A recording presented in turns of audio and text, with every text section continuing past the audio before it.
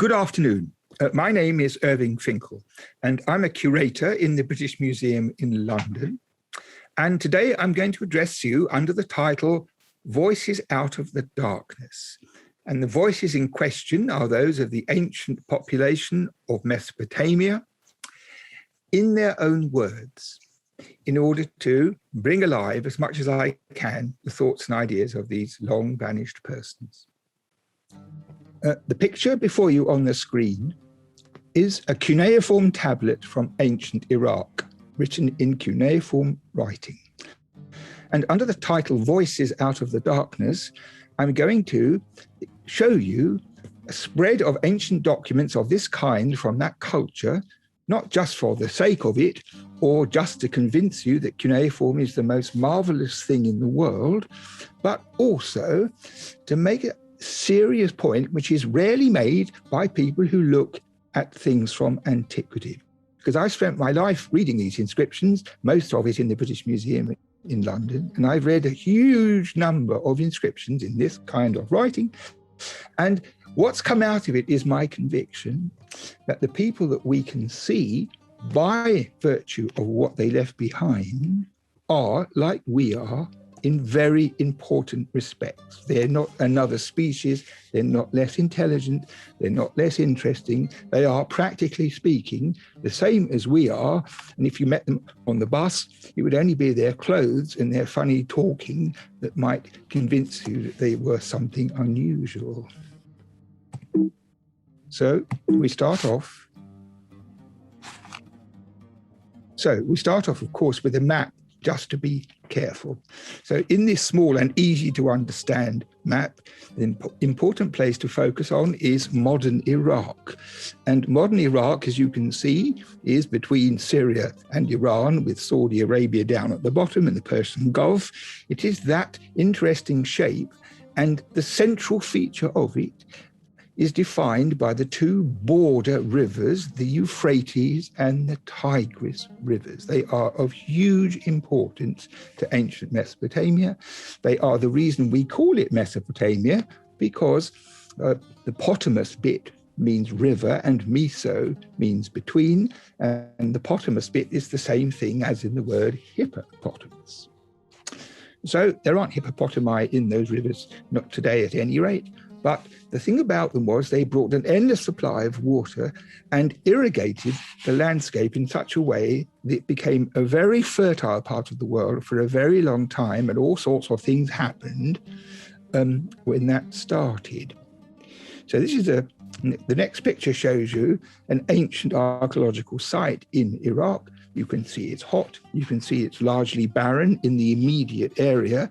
But the thing is that the water supply which came down from the north was of such unstoppable benefit that they fast learned in very remote times to irrigate the land, to make it sprout, to make it green, so that they even had a surplus of corn and barley and yield. And they became stimuli for the beginnings of really serious settlements, and in time, history in the form of persons with a memory of their own past, living in what we would call cities. So this bump on the horizon with somebody on top is a bit of one of these mounds, and it comes about because people in antiquity, like in the modern world, often live in the same places for long periods of time because the environment is most suitable. And that means that with the passage of millennia, you have deposits building up of successive periods, and sometimes you end up with a small mountain rather like that. From an archaeologist's point of view, they are very interesting because they are full of archaeology. So on the left, you have one of these life-giving rivers, and they bear very strongly not only on survival and food, but also on the question of writing. Now, in ancient Mesopotamia, as far as we know, what has been excavated are the oldest forms of writing known to archaeology. And the reason is this, that the people, the Sumerians they were called, who lived there, who first developed this idea, used clay from the banks of a river like that, perfectly good clay, sometimes for pots, sometimes for other purposes, but also as a writing support. They used to make a nice flat surface which they could do their writing on, and they used for that purpose these reeds which grew in abundance. They were cut sharp into a sort of stylus, and so you have free clay and free writing sticks for all time to come, with the extraordinary point that these objects of clay buried in the ground could last and do last for thousands of years. So this is the first important point, that what we have from these ancient persons, all extinct, and their language is completely extinct, is hundreds and hundreds of messages, as it were, left for us, which we can today now read, and we can peer over their shoulders. We can, as it were, read their emails, look over, and when they're on the telephone, we can, so to speak, spy on them, and we can listen to their voices out of the dark silence. And the thing about these voices is the very point that makes these persons more accessible to modern minds and modern hearts than you might anticipate if you just read things in a book, or you see things in a museum where you get a label and lots of information, but you don't get much idea that these things were once alive and full of blood and passion and represented human beings. So the thing about this writing system, this is not going to be a boring lecture with lots of horrible facts, but there are a couple of important facts.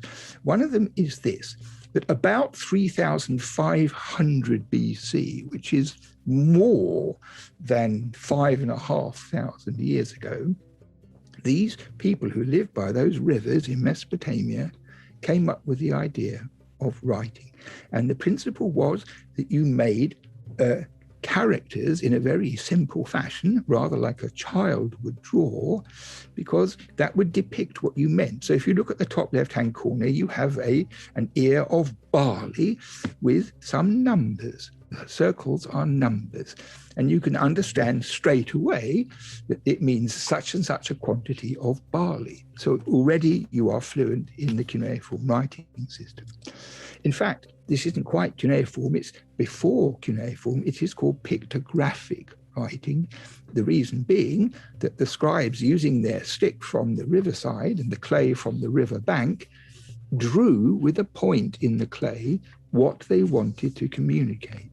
So the one below shows a man's head and a bowl of food, and those two signs together write the word for rations. So in the Sumerian language, the word for barley and the word for rations existed in their tongue. So when you first started out writing and you did a picture of something, well, that was just a picture, but you can't really do writing with that. You can't explain anything complicated. So the script exploded in a very brilliant way from just simple pictures to being able to write sounds. And that is the most important contribution, in my opinion, was ever made in the history of Homo sapiens. Because moving from childish drawings like that to signs written on a tablet where the words and grammar and ideas of a message could be recorded so that another person could read them, and people like us 5,000 years later could read them, made history itself possible. This was the first time that it was possible to record information for the future so that people could make sure the information and experience and know-how wasn't lost. So you see in the blue chart how the signs, they changed a bit. They started out like 5-year-old drawings, then they lay down on their sides, and then in the end they decided not to draw them anymore, but to use that stylus, like a chopstick, to press into the clay to reduce the signs to straight lines. So you can see, if you look at the orchard one, there are lots of little lines to show trees standing in the water. But by the time it evolves to the proper cuneiform shape, it's much different, because all the lines have become straight because they are written in this funny way. If you've never seen one of these things before, it might strike you as very bizarre, but as a matter of fact, when the jump was made from little pictures to proper writing signs, it became possible for people who were trained to record their own language and other languages too, as we will see.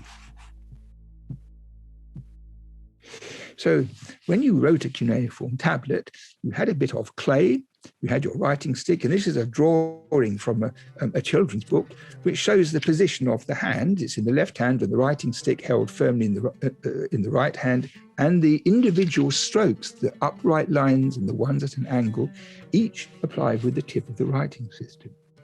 Now, when the Sumerians made the jump to writing, it looked at the time like a very big jump indeed. They had two basic tricks. One is called rebus, which means to do with things in Latin. And rebus meant that you could use a picture to write a sound not meaning the picture. So, for example, if you imagine a bee, zzz, and a leaf, you put them together and you can say, oh, this is a bee on a leaf, but actually bees usually go in the flowers. So what does that mean? But it also, you can read belief, the word in English, which has nothing to do with leaves or bees. And this was the brilliant conception that you could take all these signs, which were just pictures, and use them in a much more fluid and complicated and brilliant way to spell things like that. They're a bit like puns. And at the same time, they had another brilliant idea, which is if you had a word that was a syllable, then you had a whole load of syllables. So the word Z might mean just one thing, but of course, if you drew the thing, you could use any time you wanted to put the sign Z down, you drew the thing. So if you wanted to write museum, which of course is a very important word, then you'd have a sign that went mu, one that went Z, and one that went and you write them together spelling museum. So if you did that, a Sumerian who'd never even been to London would identify with a label that the British Museum was a museum. Now, the funny and ironic thing is that on the London Underground, if you sit in your seat and look at your fellow man opposite, you often see people with a mobile electronic device and a writing stick, which they hold in exactly the same way, and they do exactly the same thing as a cuneiform tablet. And those phones are made to fit in the hand, they're the right size. So were those clay tablets thousands of years before. And the other point, which is worth bearing in mind, that people who use these devices often don't bother with grammar or sentences or all the important things that writing allows, but they write things like the Sumerians did. Before and later are a kind of device that any Sumerian would immediately recognize. So I have to show you portraits of the kinds of persons. The oldest language, the first language we see on these clay tablets from the very beginning, are the Sumerians. This is a Sumerian priest. It's a pious man with large eyes and large ears, carved in stone, and he spoke the Sumerian language. He's in the British Museum, and it's a great pity that he will never answer questions or smile back or make any response at all to any curator who lingers in front of him confidentially wanting to ask a question. Because we would have many questions for a Sumerian like this, because the language that they spoke is not like any other language that's ever been discovered. It's not related to any kind of language. It stands on its own. And when you first study it, it is quite strange and quite bizarre. And all the words that you know in the world and all the language things you've discovered and all that, none of it's any use. It's a quite different thing. So it's rather interesting that the first the first language that we have written down is not like modern or even other ancient languages at all. It's a rather special thing. Then a second one is what we call Acadian. And what you've got here is a wall painting of an Assyrian scribe. And you can see he has a tablet in one hand and his writing stick in the other, and he's there writing out a document. And the thing about him, he spoke Acadian. Acadian is also extinct, and it came along a few centuries after Sumerian. They both lived side by side in ancient Mesopotamia. There were two languages going on. This Acadian language, although it's dead, is closely related to many languages that do still exist. So, for example, if you speak and read Arabic or Hebrew or Aramaic or Ethiopic, any of that family of languages, you would understand when you saw some Acadian written out in English letters that it was a sister language, and you could understand how with time you might get the hang of it. So there are two completely unrelated languages, Sumerian and Acadian, written in the same cuneiform writing system. So when you see a tablet, you have to work out which language it is. So I'm going to tell you a little bit about school, and then after that, I'm going to tell you about the sort of things that people who learn to write did in the course of their lives. Now, the first point is, and in the modern world, one has to make some kind of apology for this.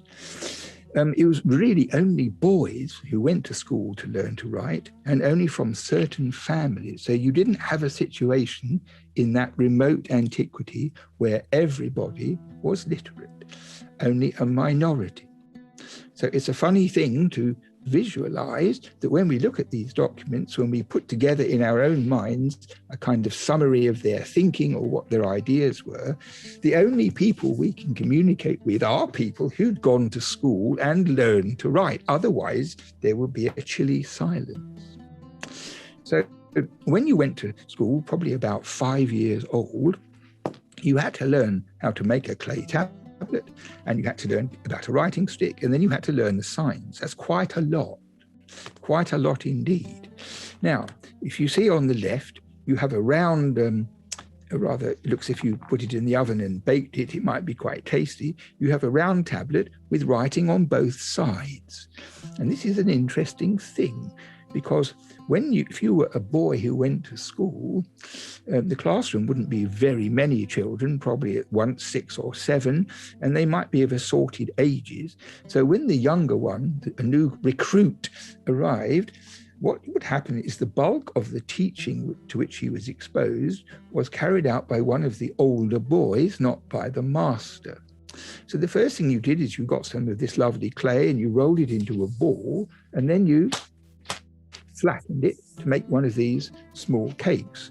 And then the older boy took his writing stick and he ruled lines across the surface, and then the signs were hung, impressed on the tablet, hung from the line, a bit like washing. You can see that each sign has its head tucked on the writing line. So the older boy would write these lines. In this case, it was a proverb. And the younger boy would look at this very carefully for some time until he thought he could remember it. And then he would turn it over and from memory reproduce the same inscription on the other side. And what is interesting is that we have quite a lot of these tablets, and sometimes there is the most alarming discrepancy between the writing on the good side and the copy. Now, we know quite a lot about what went on in the schools. One of the things that went on quite regularly was that boys who didn't work properly were beaten with a stick. Rather a good educational system, in my opinion. So the master might be violent, or he might be ironic, or he might be uncomfortable, but he was the authority. And if your copy wasn't good enough, you'd have to do it again, but you might also get into trouble. Now, on the right here is a photograph of another round tablet. It's a close-up on a drawing on the surface. There's no writing here.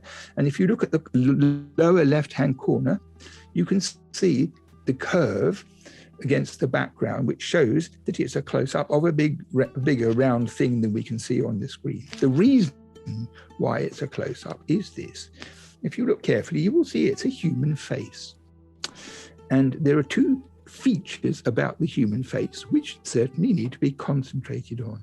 One of them is the hairs sprouting out of the nostrils in a rather weaselly and unpleasant sort of way. And then if you look below there, there's a very, very small curved mouth of disapproval at the bottom. So this drawing, which was done in about 1750 BC in a classroom, is obviously a caricature of the teacher. And it's, in fact, the oldest caricature known in history. It's quite remarkable. And you can immediately tell a whole lot about the classroom, that there were rebellious boys, that there were boys who'd much rather be outside mucking around in the water and enjoying themselves than sitting in a room and learning these confounded signs one after the other for years on end. And perhaps this boy had been soundly strapped and was feeling resentful, and he got his own back by drawing a cartoon and probably passing it round to foment rebellion in others. So the point here that ought to be emphasized is that with a slight dollop of imagination, you can take some bizarre thing like that, some unexplained thing like that, and look at it in such a way that the life with which it can be imbued becomes very vital. And the principle is that it's not somebody sitting poetically making up something about an old object just to show off. The point about it is that the interpretation is compelling from the thing itself. It means that there was a relation in the classroom, that there was boredom, there was frustration, there was hard work, and there was a good bit of ability to produce such a cartoon in such a way that the message is clear to us. I think it's a really marvelous object. So if you became one of these scribes, there were basically two different directions you could go in. One was administration, and the other one was what we might call intellectual, if you'd like to call it that. We'll come to that in a minute.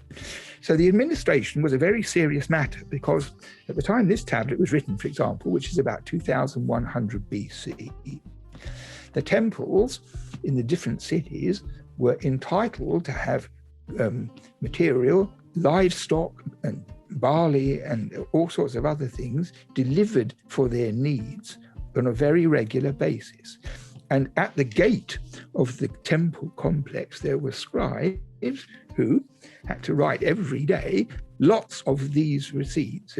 Such and such an amount of barley was delivered by Mr. So-and-so, so-and-so was in charge, and this is the date, and it's sealed, and it's a kind of receipt, a statement that this delivery had been made. So you've got 4 of these on the side. There are lots of them in many museums. They're all about an inch square, something like that. And sometimes they're very easy to read, sometimes not. But on the side, you have a ledger in many columns of writing, which is a summary of all that material, which at the end of the month had to be entered in by a rather officious person who was fluent in numbers and writing, who had the responsibility not to make any mistakes. And the thing is this, they very rarely make mistakes. They are very careful. So all the information from all these documents is entered into one of these depressing looking things. And at the end of it, the totals are added up, because whoever did it was also going to be supervised by somebody else who would check everything as well. Perhaps that system sounds a little familiar to you. Perhaps in your own lives, you might think of other things of this kind, where the remorseless documentation of tax and so forth is carefully written down and then checked by a certain type of human being who does it for a living.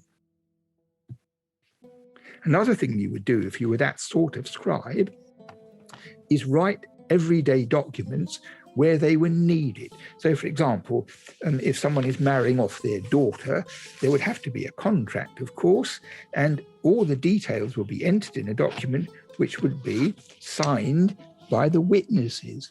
And you see on the right, you have a tablet which is actually upside down inside a clay envelope.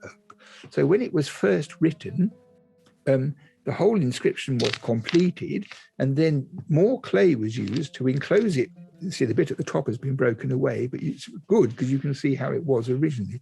It's wrapped all the way around, the same inscription written on the outside, and then you can see on the left here perhaps these impressions in the clay, lines of writing that comes from a seal rolled across the surface by the witnesses who are mentioned, that they were there and they saw the bride price paid and they agreed that this is the marriage, and all the details witnessed and dated against any kind of argument in the future. There's very many documents like this, and they were very systematic in avoiding loopholes. So this is another detail about the scribes who did administration. They didn't want loose bits where somebody could take advantage of it. And in the same way, when there are loans of, for example, loan of silver to enable someone to plant an orchard, well, the exact size of the orchard, the yield expected, the sum of money, the weight of it, they are all carefully laid down so that if anybody gets litigious or decides to claim something which wasn't true, the proof was there. So one of the things which writing lent itself to was telling people what to do and making sure they weren't naughty. So this is something worth considering. But there were other aspects to writing as well. On the left, we have a letter which says, it starts off, to Mr. So-and-so speak, thus says Mr. So-and-so. And the reason is that the man who sent the tablet didn't write it. He had someone writing it for him. So if he wanted to write to his brother, he would say, to my brother, to Mr. So-and-so, my brother, speak, thus says, and then he'd give his own name. And the guy who was the good professional writer would copy it out. This is a long, thin tablet. Now, these letters, too, are very, very commonplace. Sometimes they're to do with serious things like warfare, sometimes to do with things that we can't understand, but a lot of them are to do with what you might call commerce. That is to say, sales and loans and all those sorts of things. And many of these letters start off in a very flattering and polite way. I hope you are well. I hope your mother-in-law is well, and your donkeys and cows are well, and all the rest of it. And then they switch from that beginning to the nub of the letter. Last week I sent you the sacks of barley by donkey, and they arrived. As yet I have had no silver from you in return. Please answer my letter immediately and let me know when I can expect the payment. That is the gist of perhaps 5,000 old Babylonian letters of that type. And there are also matching letters which fit in the same kind of framework, where people say, I have received your letter. The funny thing is that the silver was sent to you yesterday. And so the well-known cliche in English that the checks in the post is nothing new at all, and that people who juggled supply and demand on the basis of a silver base, with the complexities of commerce, were up to all the same devices as people are, of course, today. Now, letters sometimes are extraordinarily interesting because if you have one like this, which is located in a political arena, it comes from a point in history which we understand, then the contents can have more than usual level of interest. So this is a tablet written in the 14th century BC, which wasn't found in Mesopotamia at all, it was found in Egypt. And the reason is that it's a letter which was written from Syria, ancient Syria, to ancient Egypt by a king of Syria writing to the pharaoh. Now, this is itself something worth considering for a moment, because this is cuneiform writing, and we know it was used to write Sumerian and Acadian, but the Acadian language and the writing system was borrowed all over the ancient Near East as the main system of writing. So a good scribe could easily make a living working in a court for a small king, handling the king's royal correspondence with his brothers and his overlords and what have you, written in the Acadian language, which he will be able to do even if the letter was dictated to him in the local language, which is the case here. Because this letter was written in Syria by King Tushratta. and he spoke a language called Mitanni, also extinct. Now, the thing about this is that Ashurbanipal had a beautiful daughter, and he handed over this beautiful daughter to the Pharaoh of Egypt to be his wife, or one of his wives. And the girl, I think, had already been handed over, and he hadn't actually yet had the bride price. And this was a difficult problem for him because he was subject to the king of Egypt, who was very, very powerful, and he needed to write a tactful letter in such a way that the king wouldn't be angry and he would pay up the money. So the beginning bit about "I hope you are well" is even longer than normal, a great deal about it. And then ruling across the tablet, "Oh, by the way," it goes something like that, "what about the money from my daughter?" And so Tushratta, probably rather angry, but powerless and nervous about making trouble, difficult political decision, writes this letter. He walks about the court speaking Mitannian, and the scribe, who can put Mitannian into Babylonian or Acadian in his head, trying to keep up with him. So eventually they get the text of the letter dictated in Mitanni language into Acadian language, which is then given to a runner who goes all the way from Syria to Egypt and arrives panting in the court of the Pharaoh with the letter. Now, of course, the Pharaoh didn't read his own letters, and what's more, couldn't read Acadian anyway, but he had on his staff an Egyptian who could read Acadian. So this guy had the dangerous job of reading out this foreign letter to the king, not knowing himself whether the Pharaoh was going to get mad.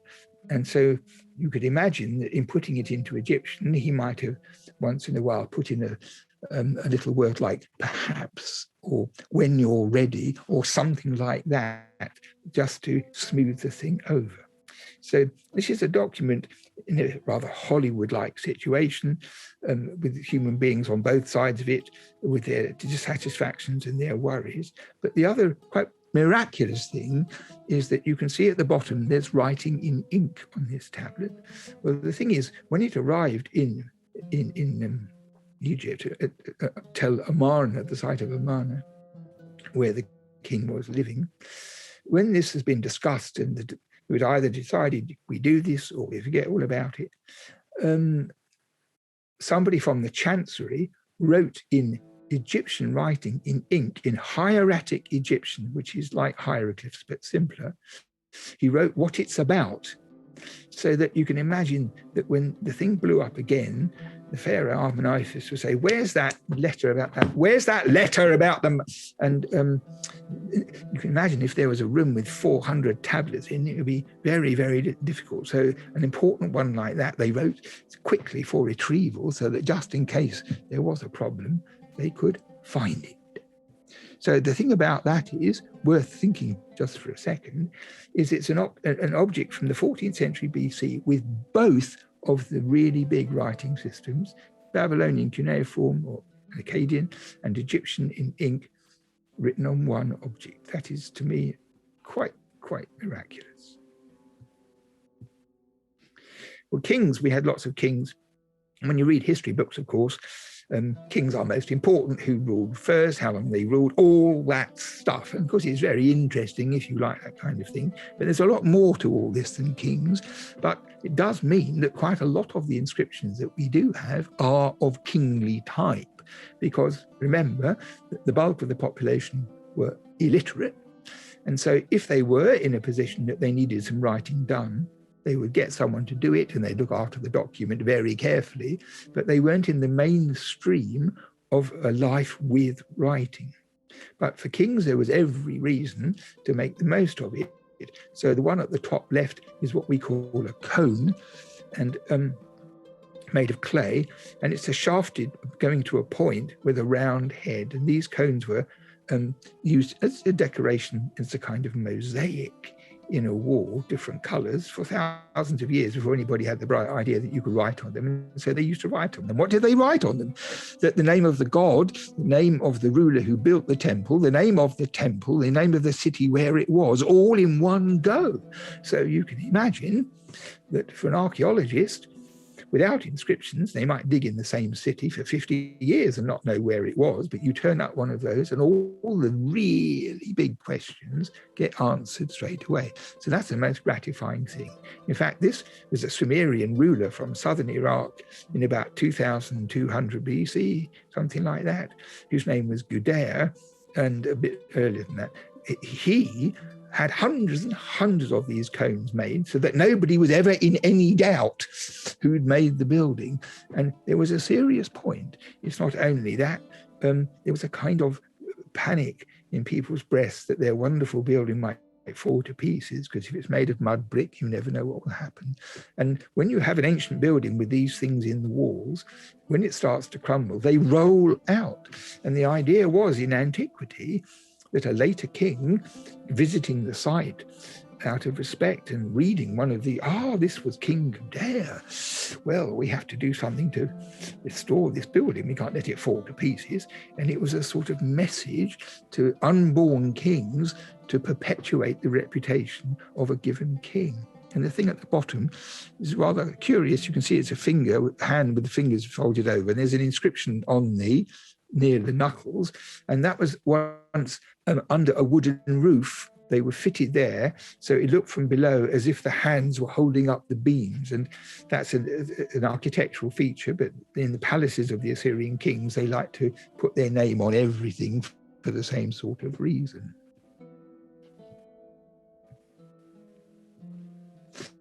Well, while we're on the subject of kings, Mesopotamia had some jolly good kings. I mean, if you're thinking of the top 10 kings, this guy has to feature. His name is Ashurbanipal. He was king of Assyria. He lived in Nineveh in the 7th century.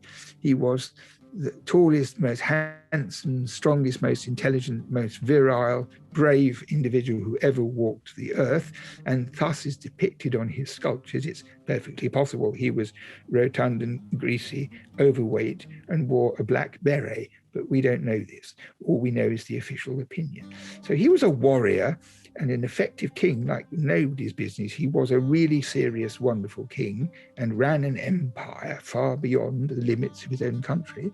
But at the same time, he was a scholar. So he was one of those rare individuals that wasn't bloodthirsty to the exclusion of thinking. And in fact, he was trained as a boy to be a priest. He wasn't expecting to become king, and he was taught cuneiform by a very learned scholar who was very proud of his work and made him into a good scholar himself. So you have this portrait of this ruler feared all over the place, but at home in his palace, he had one of the greatest libraries ever assembled in antiquity. Fortunately, we found it. So a few years ago, we had an exhibition in the British Museum about Ashwabani because no one had ever heard of his name, and everybody thought, oh, what is all this? And by the time they'd been to the exhibition, they would never forget it, because it was splendid, and you could really see what an ancient ruler, many wives, unlimited money, a good strategist with generals all around him and economists supporting him, much in the way that leaders today operate with a foreign policy and studied use of military domination, sometimes of violence, sophisticated trade routes, political manipulations, all that stuff that people think is new in the hands of the people who either do it or don't do it properly today. All of that scenario is very ancient. But he, unlike many of his later counterparts, was given to learning and study. And his library consisted of probably something like 30 or 40,000 tablets of clay, usually written in the best kind of writing. And in the exhibition, we couldn't put them all out because we thought all the public would fall asleep. So we put out a representative lot, big ones and small ones and ones in the middle, just to give an idea of what a library looks like, except that they'd never be like that in a library. They'd be on end, and you get many more on the shelf. So it's a kind of daft thing in a way, but it gives you an idea of bulk and how marvelous it is and how often they are broken. You can see they are often broken. Now, this writing, you may cuneiform, you may by now regard it as an old friend, is quite unlike the alphabet. is quite unlike modern writing, because using the devices of rebus, as I said before, and syllables, they cultivated a system that they could spell anything using syllables, and it became a very, very sophisticated and fluent and mobile system. You can see here, I hope, some of the clarity of the writing, because the wedges are sometimes upright, sometimes horizontal, and sometimes to an angle. And the scribe who wrote this document was a master calligrapher. This is the 11th tablet of the Epic of Gilgamesh. So we have lots and lots of kings in Mesopotamia, and we have a few really corking heroes, and we have lots and lots of gods and goddesses. There's ample supply of all of them. So that means there's all sorts of mythology, some of it rather clear and exciting, some of it rather obscure, and often it's not complete. But the story of Gilgamesh, who was the hero for good and all, and certainly inspired many heroic piece of literature that came afterwards, was written on 12 tablets, and this is the one about the flood story. And if you've never read that story, I strongly think you might find it exciting, because Gilgamesh was a hero of highest water, highest quality.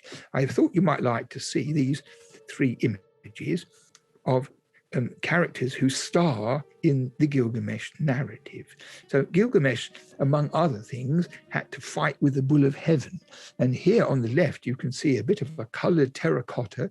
It's only about 3 inches high, where Gilgamesh is triumphing over this very bull of heaven. He's got him in a hold where, I think, unless the bull bangs his leg on the floor 3 times to be released, he's had it.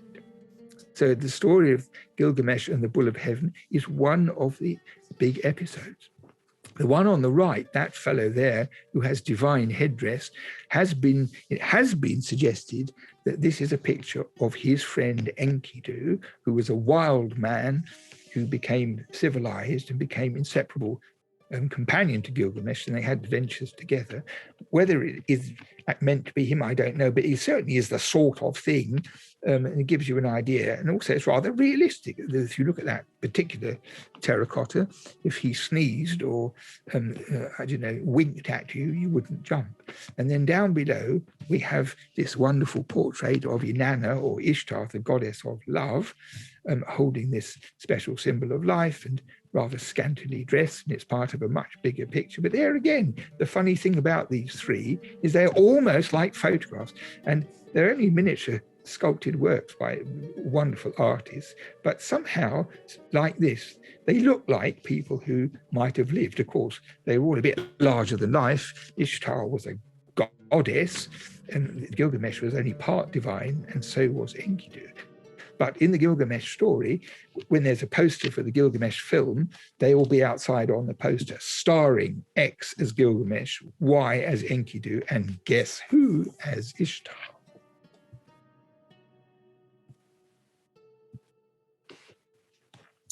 Now, you understand that scribes, most of them spent their lives doing administration. And often there were scribes who worked for the king, and we've seen a couple of kings, and we know a bit about the fact that they had lots of kings and occasionally had queens as well, let me say. But one of the interesting things is the inscriptions written by kings after the Assyrians. So there were the Sumerians first, and then there were the Babylonians and the Assyrians. And then when the Assyrians, like Ashurbanipal, came to an end, there was another Babylonian kingdom under a king called Nebuchadnezzar, who still has a name that people know about. He's in the Bible and on the side of large bottles of alcohol. So Nebuchadnezzar. Now, he liked also having royal inscriptions, and these are a hand-picked, very unusual group. In the middle, there's a tall, thin column, you see.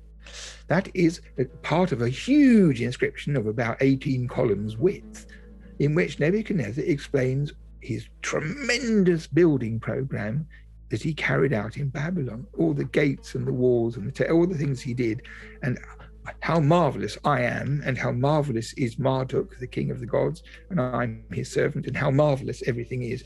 And you could say they were slightly immodest, but they are nevertheless full of information. Now, when he wanted that inscription written, he didn't do it in contemporary writing. he did it adopting the kind of writing that was used 1,000 years before. So there was a famous king called Hammurabi who lived in Mesopotamia in the 1850s BC, and he had a law code written on stone, and on the left, that shiny bit of image is part of that law code, where you can see that the signs, which are going downwards, are rather complicated with many wedges in. And that's what we call monumental script. It was special for writing on stone, and it had more wedges in it than when you wrote a simple tablet. And Nebuchadnezzar, in order to show that he was a king in proper tradition, had his inscriptions done the same way. So if you dug that up, when you first saw it, you would think it was, well, about 1800 BC. But as you read down, you would discover to your surprise, but no, it was from the 6th century BC. It was King Nebuchadnezzar, and he was copying old writing. Now, that's one thing. I mean, there are parallels to that in the modern world, of course, because if you imitate antiquity, it brings with it a sense of heritage and power and influence and all such things. Now, on the right, there is a clay brick, and in the middle, horizontally, is an inscription of Nebuchadnezzar of only 3 lines, also in this archaic writing, saying, "I'm Nebuchadnezzar, the greatest thing since sliced bread, like my dad." And then above it, going uphill, there is an inscription which has been stamped with a bronze stamp to make an impression by the foreman of the team that made the bricks.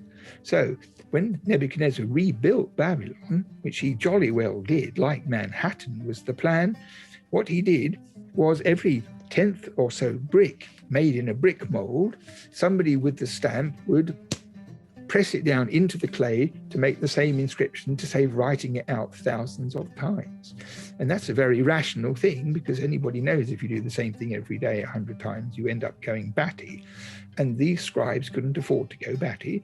So that's what they did. They cut the thing in reverse and stamped the bricks. And in the bottom left-hand corner, that orangey thing is an example of an ancient brick stamp cut in reverse, which survived in the ground. It's from a different king, it's much older, and then underneath a brick which was done in the same way. So that principle of seeing, oh my goodness me, you have to do this, and if the king lives for 50 years, imagine what that's going to mean to everybody. So they made these stamps and invented that, what you might call printing, although they didn't do anything else with the invention.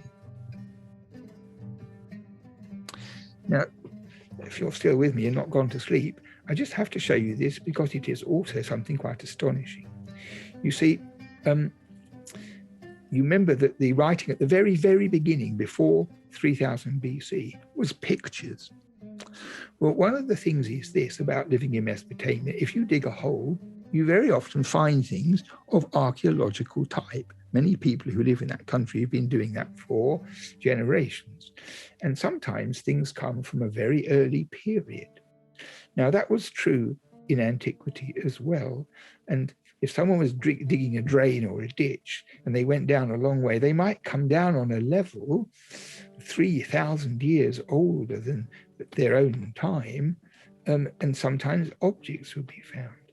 Now, this tablet, have a good look at it, because you can see it's in columns again, and it has wiggly signs of pictographic type, pictures of things rather than sophisticated writing signs. But next to them are the cuneiform signs, which are their equivalent.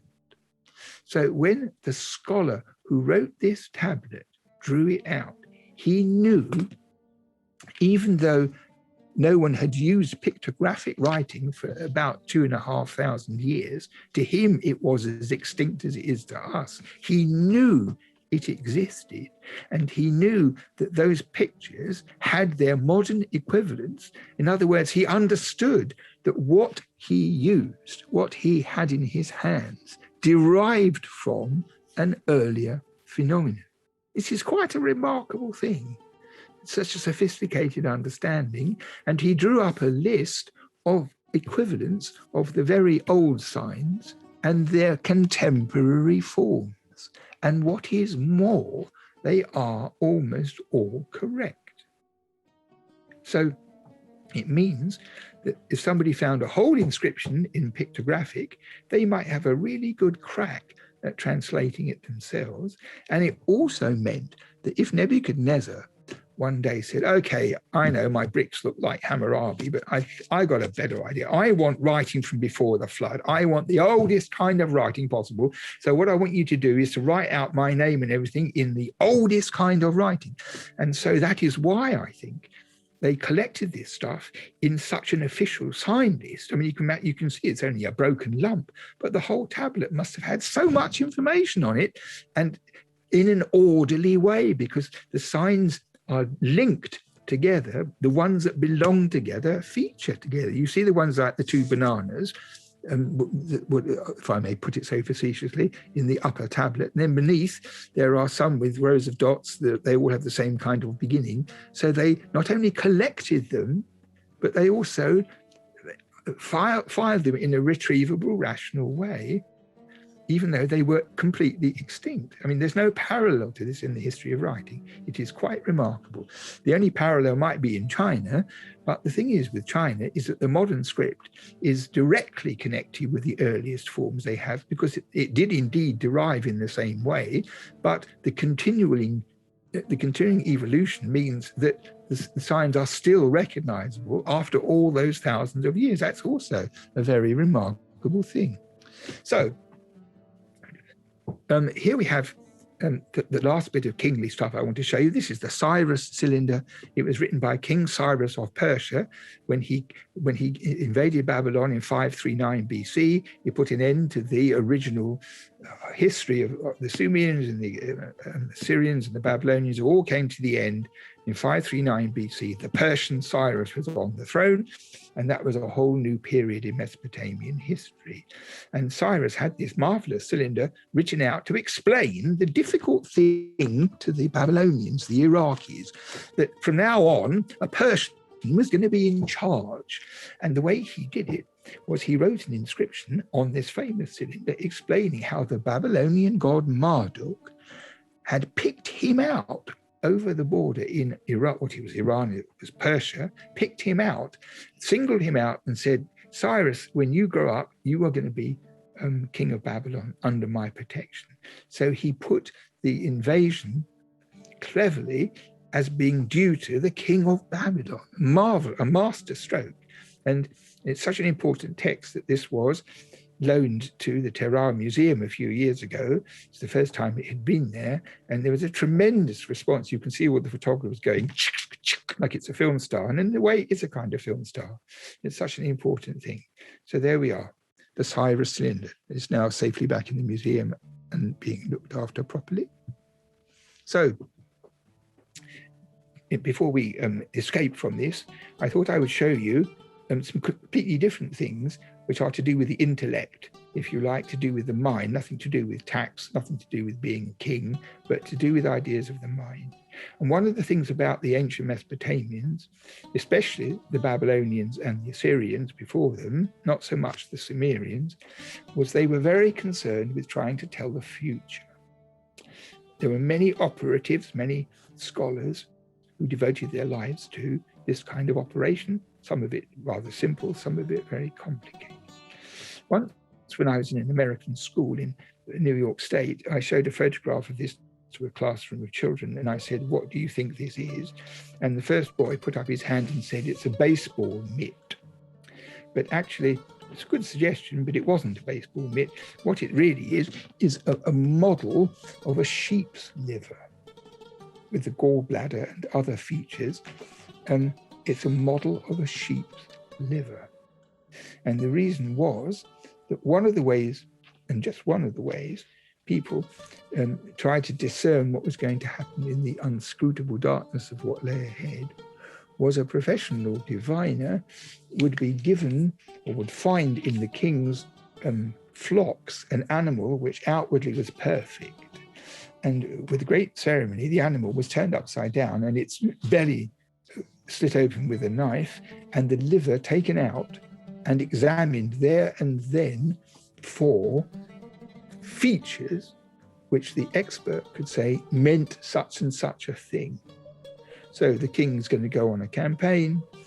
Well, if you have a funny spot here or a funny growth there, that means, because of previous collected information, it would be all right if you went on a Thursday, but you'd be chancing your arm if you went on a Wednesday. That sort of stuff. And this is a model made up for teaching young diviners one aspect of diagnosing a sheep's liver for this sort of thing. If you see, it's divided up into squares or zones, and each of the zones has one or more on the edge holes in the surface of the clay. And the interesting thing is this, that you never have a liver with all these holes. They are from flukes or some animal which bores its way through when the animal's alive. That if you have a hole in the liver in such and such a place, this is what it tells you. This is what it means.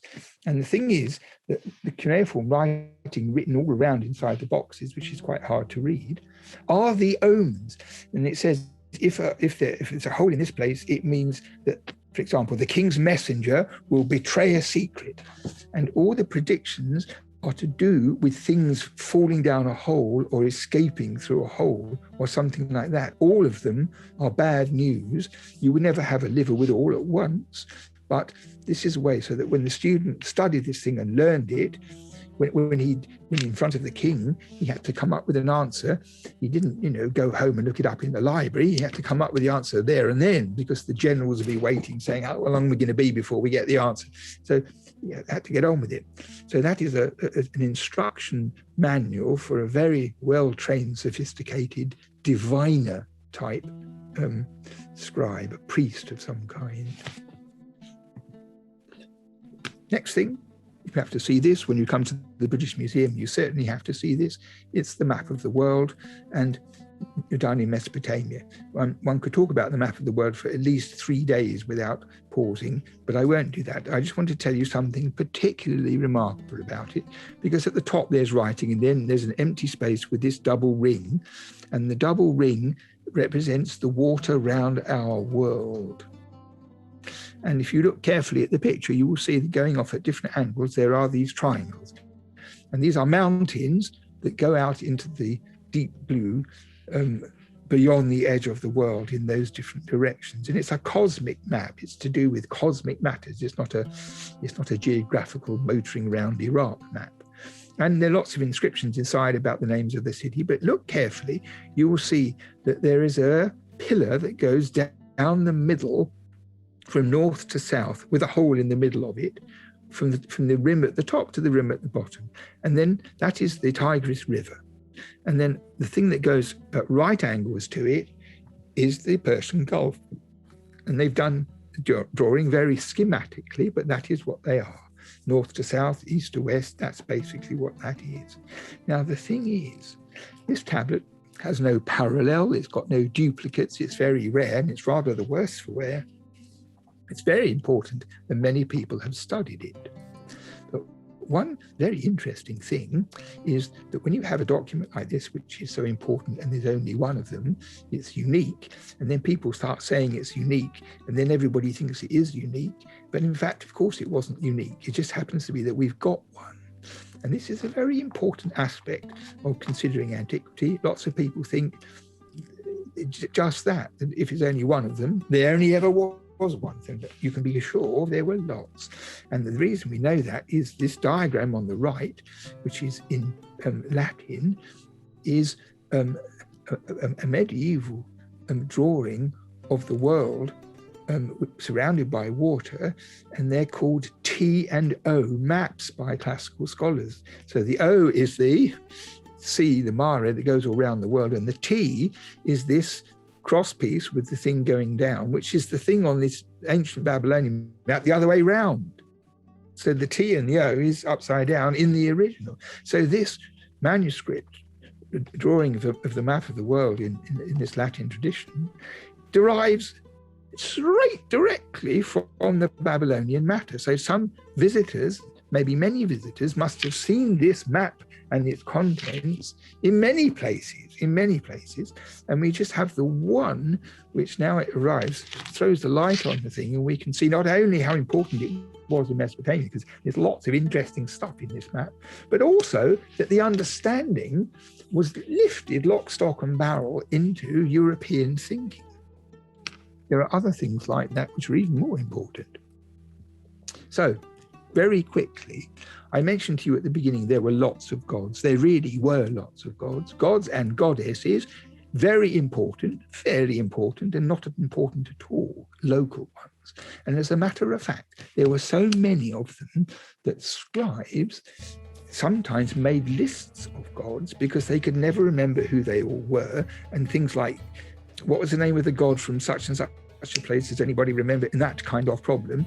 So they made a kind of phone book, and they arranged them in the courts of the most famous gods, with the middling gods and the small ones, all given jobs in these courts. So some small-time hunting god from the south might be made the guy in charge of the horses in the sun god's stable, that kind of thing. So they all slotted into a special place. But I can be quite sure that in Mesopotamia, there was nobody who knew all the gods because there were so many of them. Now, about the time of Nebuchadnezzar, in, say, the 6th century BC, something very remarkable happened.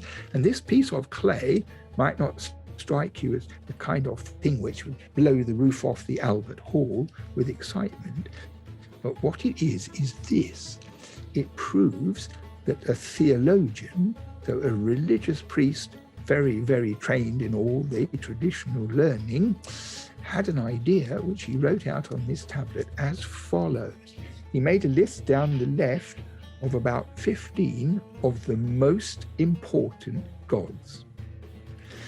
And what he said was that all these gods were facets of Marduk, the one god, the god of Nebuchadnezzar.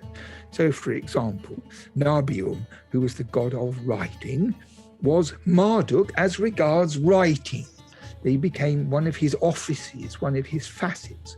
So they all merged into one god in this efficacious and straightforward fashion. They were literally absorbed into Marduk as the one god. And it is the beginning of the idea of monotheism. It is the moment when polytheism, pantheism in Mesopotamia, with so many gods and goddesses, evolved massively down into the idea that you have a single deity into which they are all absorbed, and in due course is a crucial contributor to the Abrahamic, the monotheistic religions of Judaism, Islam, and Christianity today. It's part of the background to that development. So it's a very, very significant thing. Okay, they had music. You can say, of course, they had music. We know they had music. And you can see this Sumerian thing. They're having a banquet. This is the ruler with a good cup of wine, and a musician here holding this lyre with a bull's head. But the miraculous thing is that we have one of these lyres. It was found by Sir Leonard Woolley at Ur. All the wood was rotted away, but all the contents were there in the soil, and the whole thing was gradually, carefully enclosed in plaster and excavated in the museum so that all the bits could be set in proportion, so that the instrument can be restored as it was in terms of size and the length of strings even, and then it made it possible to do research into the original tuning, because there's a cuneiform inscription with the tuning on it. And so now we know about the Mesopotamian music much more than we used to. We have a very good idea of what it sounded like. And when you consider that not only comes out of the silence and comes out of the earth, but comes out of irretrievable loss, and it's actually possible now, thanks to some remarkable work by a scholar called Richard Dumbrill, that we can actually bring this music to light. We don't have any of their music, but we know what the tuning was like and the intervals were like, and we have an idea of how it worked. So that, I think, is a triumph of remarkable nature. Then, of course, they had board games. Now, there are 2 points I want to make here. That this is a board game from 2600 BC from the city of Ur. And in the top left-hand corner, there is a tablet with the rules on written in the 2nd century BC, all that time afterwards. So we know how this game was basically played in antiquity, and it was popular all over the world. So that's quite an interesting little window too. You read the inscription, you open the window, next minute you can look through at people playing in a pub, getting drunk, getting angry, cheating, hitting one another over the head with a board, and all the other domestic facets of a good board game, which applied then and still apply now. But in order to bolster my normal point about aspects of person which are familiar to us, the essential point about this game, which is a race game with dice, same number of pieces, same track, you can get knocked on and knocked off. It's a good, exciting game, but the fact of the matter is you never know who's going to win until you've won. You can be nearly winning and then bang, something happens and you have to start over and the other person takes over you. So it has that fast changing luck of the draw race game with a bit of strategy, and that is all you need for a successful board game in the world today. There are no other criteria. And the other tablet in the middle is a hymn to Inanna, that goddess we saw before. And it begins, "My city, holy Babylon, mountain of obsidian, within it there have come to be," and on the 2 sides of the tablet there are all the games of boys and all the games of girls. And the names are very funny, they're very strange, and they are words we don't quite understand in most cases, and we have no idea what most of them are, but there are things like running and throwing things and tying people up and holding their head underwater so they couldn't breathe and setting fire to them and other playground things of this type with their names in the Babylonian language. It's a fantastically marvelous thing. But the most interesting thing is this. When you read the tablet, you discover that that tablet, which is in the city of Jena, has about 70 games. And the first thing I thought when I started to work on it was, what about this Bruegel painting, which is from the 15th century, I think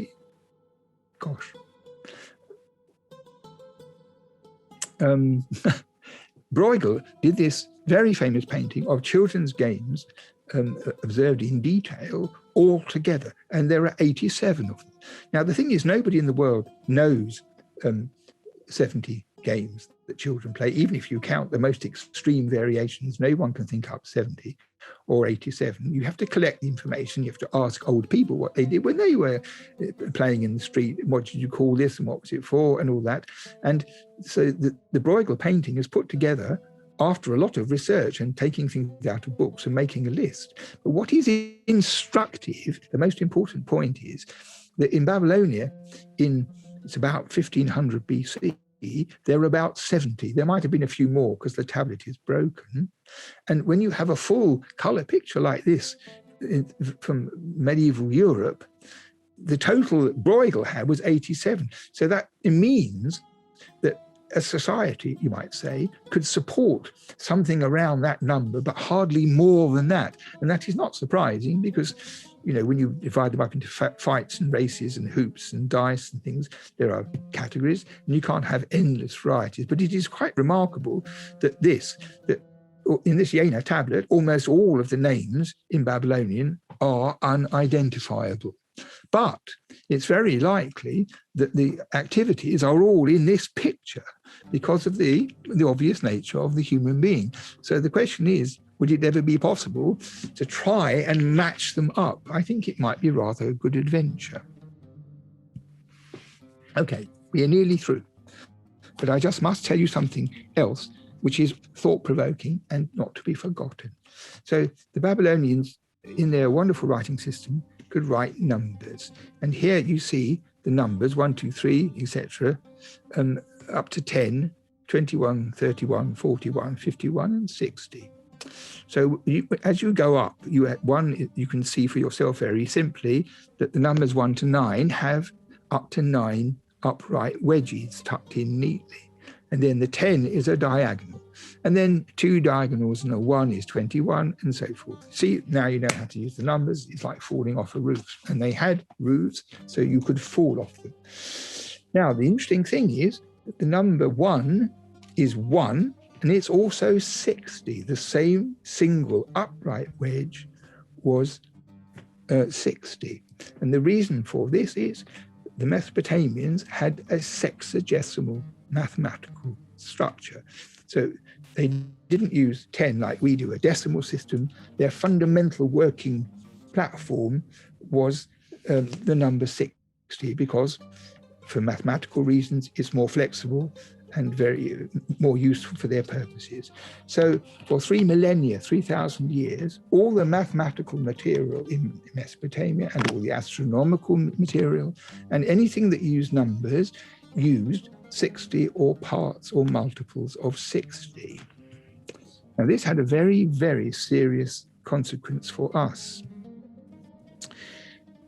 Here at the top, you can see this very wide tablet with narrow rows of numbers. They're all numbers, and they are the first and last visibilities of the planet Mercury as seen from Babylon in such and such a year, because these astronomers were very careful to collect this data in neat columns. They recorded it and they recorded it. And of course, for the history of astronomy and for contemporary astronomers, it was gold dust. And it was gold dust in such a way that the astronomers in Greece, who had already had their sciences advanced to a sophisticated level, got wind of the fact that in Babylon, the astronomers in the so-called university, in the college, had records going back as far as they could imagine of this type with hard astronomical data in them. And so some of them went to Babylon to find out. And we know this is true for 2 reasons.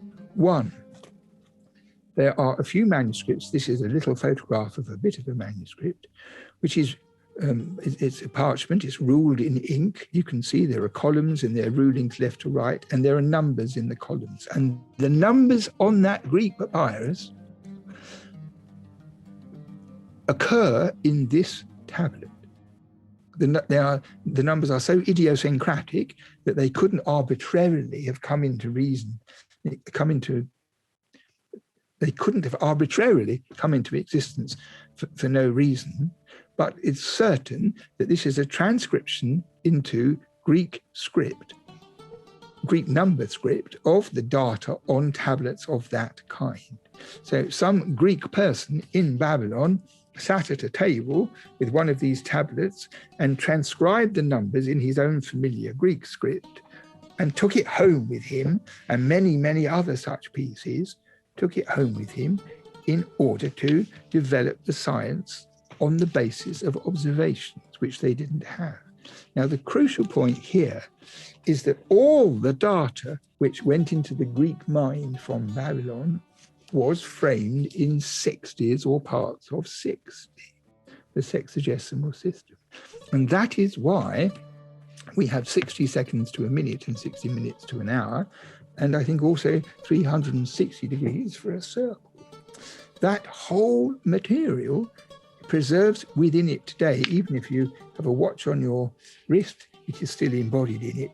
The whole of that thing came lock, stock and barrel through cuneiform into Greek to us, and it is still functional. And you might think that this is a rather fanciful explanation, especially on the basis of such flimsy looking material, but let me go back to school as we began with this marvelous thing here. This is a tablet. On the back of it, the other side, there are the words in cuneiform for canal, because, as I said, irrigation was the most important activity of joint contribution. So in the Sumerian language, the one we began with, the oldest language, the word for canal is palal in green. And to a Babylonian or an Assyrian who spoke Acadian, the word for canal in his tongue was atapu. So on the other side of the tablet, we have palal in Sumerian next to atapu in Babylonian. It's a bilingual list of words, Sumerian in Greek. And on the back, the scribe has written these words in Greek writing. So where he had to learn the signs pa, lal, he wrote on the back fa, lal in Greek. And where he was wrestling with this, atapi, had to remember remember that. He wrote on the back of the tablet here, Athaf, so to remind himself, because I have the feeling that he didn't want just to work with numbers. It's all very well counting to 60 and all that, but maybe he was a bit more interested in things like Gilgamesh or some kind of literature. And if he was going to do that, he had to go to school. And if he had to go to school, he had to learn things just as the boys had done before him for 2,500 years. But this fragment is extraordinary, because talking about looking over people's shoulders, not only do we think, this guy says to me, I never remember these damn signs, I'm just going to write it quietly in Greek on the back so I can just check when I can't remember. This is one thing quite likely to be the case. But what is also interesting is this, that in Sumerian, we have pa, but we don't have a fur. There isn't a fur in Sumerian. And the Greek, who had perfectly every possibility of writing pa, wrote fa, lao, which means that when he heard it in class, that's what he heard. And atapu or atapi, he heard as athaf, athaf. So what we have here is a dangling microphone like you might use for collecting birdsong, dropped through the window of this room where there is a Greek person anxious to learn this script. And his Babylonian instructor was obviously very supportive and wasn't jealous of anything. They wanted to share. And we can hear through this funny Greek writing what the words sounded like when the tablet was written. And otherwise, we have no information at all, because all the other writings are the same for centuries and centuries. They're kind of frozen. But you can be sure that at this time, in the 2nd century BC, there was a f and a th in the words. So I think this is meant to be an appetizer for those of you who never thought you might spend your life reading cuneiform. What a foolish decision that was. And perhaps we're in time to rescue you so that you can immediately drop everything and take up cuneiform studies, because it's not only fun and exciting and profitable and gratifying and stimulating, but also it means that you can spend time with these people who are so long dust. And when you dip in, then you read their medicine and their fears and their rituals and everything else and all the other things we haven't had time to talk about because they're all equally interesting. The conglomerate view of it is that you are dealing with your brother human Homo sapiens, and that their fears and what they thought about and what they worried about and what they boasted about and what they secretly were scared of are just the same things as we do today.